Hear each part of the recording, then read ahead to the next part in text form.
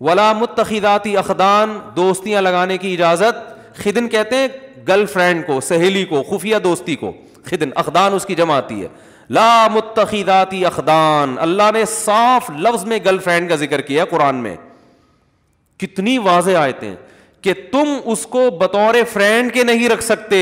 متخذ کا معنی ٹھہرا لینا, جیسے قرآن میں آتا ہے نا واتخذ اللہ ابراہیم خلیلا, ابراہیم کو اللہ نے خلیل بنا لیا. اتخذ کا معنی ٹھہرا لیا, دوست بنا لیا. تو اتخذ کا معنی ہوتا ہے کسی کو بنا لینا. جو گرل فرینڈ ہے وہ پیدائشی گرل فرینڈ تھوڑی ہوتی ہے, آپ اس کو بناتے ہیں, ٹھہرا لیتے ہیں کہ یار فرض کر لیتے ہیں. اور اس میں اس طرف بھی اشارہ ہے کہ بعض لوگ یہ کہتے ہیں کہ انگریز بھی گرل فرینڈ جب رکھتے ہیں نا تو اس سے وفا کرتے ہیں. جب ان کی ایک گرل فرینڈ ہوتی ہے تو وہی ہوتی ہے, بیسیوں سے دوستی نہیں لگاتے. تو اس میں قرآن نے اس کی بھی نفی کر دی ہے. ٹھہرانے کا جو لفظ ہے, ٹھہرانے کا مطلب کیا ہوتا ہے, اسی کو بنایا ہے, باقاعدہ فرض کیا اس کو کہ یہ میری فرینڈ ہے. ایسا نہیں ہے کہ کبھی ادھر چلا گیا, کہ وہ تو بالکل ہی حرام ہے, وہ بھی ناجائز ہے. لیکن یہ جو ایک اگر آپ ٹھہرا لیتے ہو, یا 2 گرل فرینڈ رکھ لیتے ہو, یا 3 رکھ لیتے ہو, تو سب ایک ہی جیسی حرام ہے اللہ کی نظر. متخذات اخدان, قرآن کے صاف الفاظ ہیں کہ کسی کو تمہیں خدن بنانے کی اجازت, خفیہ دوستیوں کی بھی اجازت نہیں ہے. گرل فرینڈ رکھنے کی بھی اجازت, خفیہ دوستیوں کا بھی قرآن نے الگ سے ذکر کیا, دوستیوں کا بھی قرآن نے الگ سے ذکر کیا. غیر مصافحین, اور قرآن نے کہا کہ اس طرح بھی عورت سے آپ ریلیشن قائم نہیں کر سکتے کہ محض اپنی خواہش کو پوری کرنا ہو. آپ نے محض اپنی, جیسے بعض لوگ یہ کہتے ہیں کہ ہم اگر یعنی عورت سے ہمارا اگر ریلیشن نہیں ہوتا تو ہم ڈپریشن میں جاتے ہیں, تو ہم اپنی ایک سیکسول ڈیزائرز ہیں پوری کر لیتے ہیں, تو ہم کیا ہو جاتے ہیں تھوڑے سے فریش. اب رشتہ نہیں مل رہا ہمیں, جو نکاح کے لیے جو ہے کوئی عورت کا انتظام نہیں ہو رہا, مہنگائی بہت ہے, خرچے بہت ہیں, ابا نہیں مان رہے, اماں نہیں مان رہی, یہ نہیں ہو رہا, وہ نہیں ہو رہا, تو اب جو ہے نا ہم اپنی ایک دماغ کو ریلیکس کرنے کے لیے وقتی طور پر کانٹیکٹ کر رہے ہیں. تو غیر مصافحین, اللہ نے فرمایا تمہیں اس کی بھی اجازت. آپ غیر مصافحین کا ترجمہ دا کے دیکھ لیں. صفاح کہتے ہیں پانی بہانے کو, یعنی صرف اپنی ایک ڈیزائر پوری کرنا, اس کے لیے بھی آپ یہ بھی الاؤ نہیں ہے. تو ایک ہی راستہ بچا ہے آپ کے پاس, وہ کیا ہے, بولو بھائی. میں جو اس پہ اتنا چیختا ہوں نا, اتنا اس لیے چیخ رہا ہوں کہ وہ مان ہی رہے, اس طرف کلچر تباہ ہو رہا ہے. تو صرف ایک راستہ اللہ نے رکھا ہے نکاح کا. اس میں پھر بے شک آپ کی نیت خواہش پوری کرنے کی ہو, لیکن بیوی بنا کے اگر خواہش پوری کرنے کی نیت سے بھی کسی سے نکاح کریں گے تو چونکہ اس کے حقوق آپ کے ذمہ لازم ہوں گے, آپ نے حقوق ادا کرنے ہیں, تو اس میں اگر آپ کی نیت عیاشی بھی ہے تو وہ برا عمل, بولو بھائی, نہیں ہے. یہ میں اس لیے کہہ رہا ہوں کہ لوگ اس میں بھی اللہ کی حدود سے تجاوز کرتے ہیں. بعض تو ایسے ہو گئے ہیں لبرلزم کی انتہا کو, لبرل پنے کی انتہا کو پہنچے ہوئے ہیں.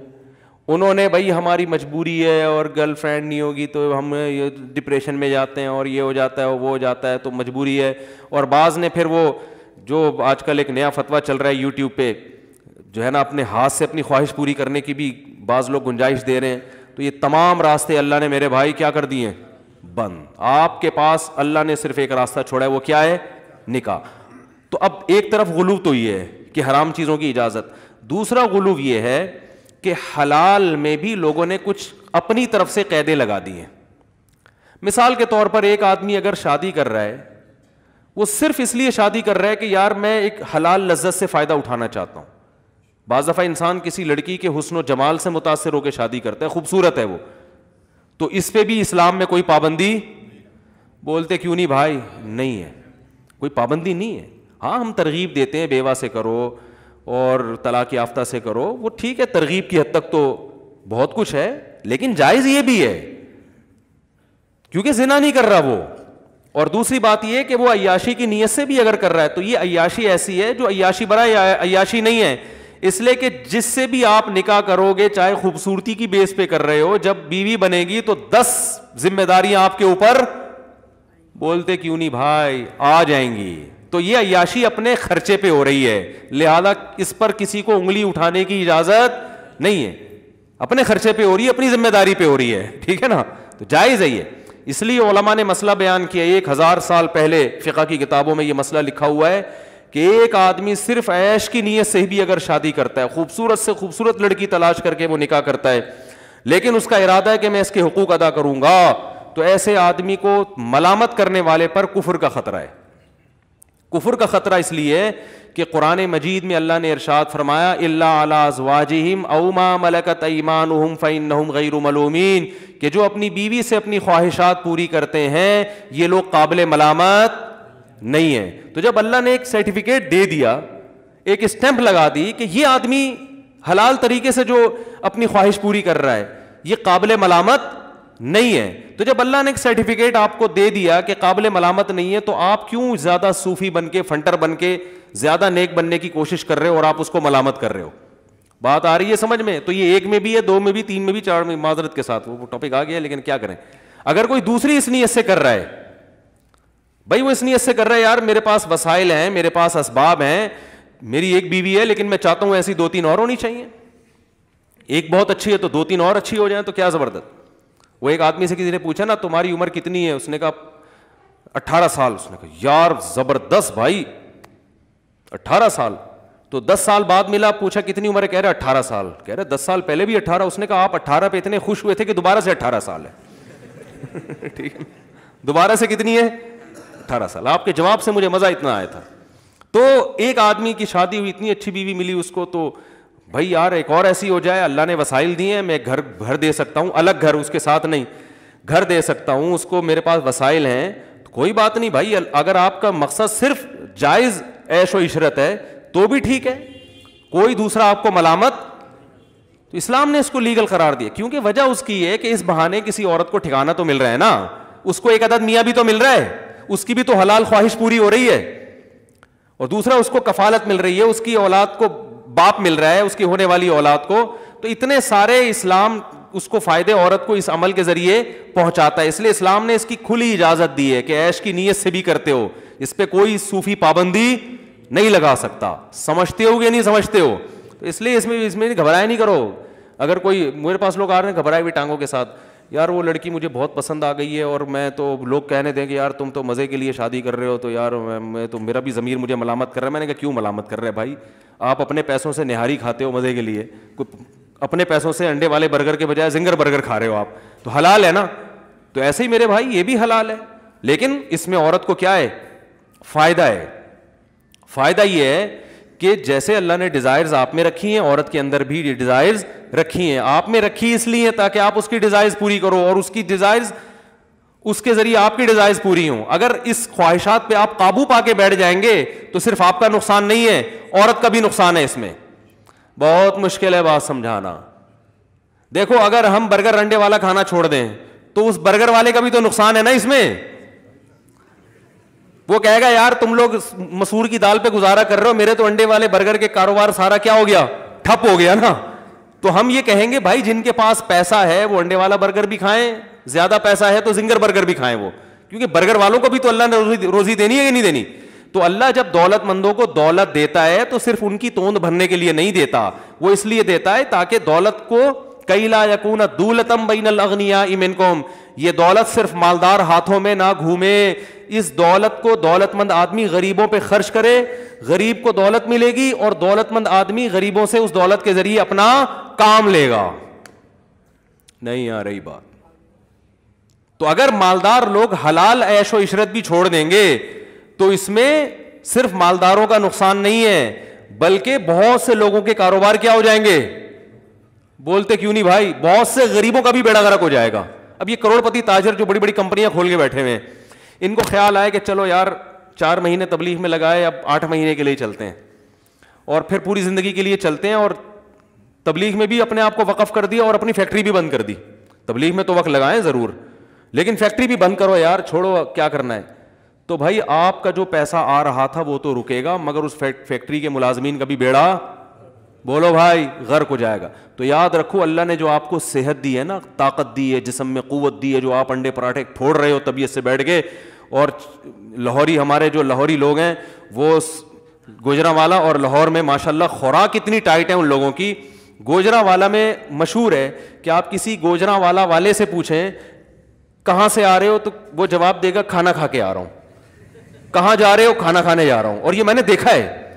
اور اتنے بڑے بڑے پائے کے ڈونگے ایسے پی جاتے ہیں, وہ اتنے پائے کھائے جاتے ہیں. ہمارے دوست کہنے لگے بھینسیں کے یہاں اینٹوں پہ کھڑی ہوتی ہیں کہ سارے پائے تو تم لوگ کھا جاتے ہو بھائی. تو اب آپ بتاؤ, صبح و شام اتنے پائے کھا رہے ہیں, اتنے پراٹھے پھوڑ رہے ہیں. اور تو اللہ تعالیٰ نے جو مرد کو عورت کی طرف رغبت رکھی ہے, مرد کی جو اس میں بے پناہ خواہشات, سیکسول ڈیزائرز رکھی ہیں اللہ تعالیٰ نے, یہ ڈیزائر اس لیے نہیں رکھی ہے کہ اس کو کچل کے ختم کرو, اس پہ قابو پاؤ. نا نا نا نا نا, یہ دماغ سے نکال دو. یہ خواہشات اس لیے رکھی ہیں تاکہ کسی عورت سے نکاح کر کے اپنی خواہشات کو پورا کر کے اس کو بھی فائدہ پہنچاؤ. تو اس کا فائدہ یہ ہوگا کہ غریب عورت آپ کے مال کی وجہ سے آپ سے نکاح پہ آمادہ ہوگی. دیکھو یہ دنیا کا اصول ہے کہ ہر آدمی دوسرے کی ضرورت سے فائدہ اٹھاتا ہے.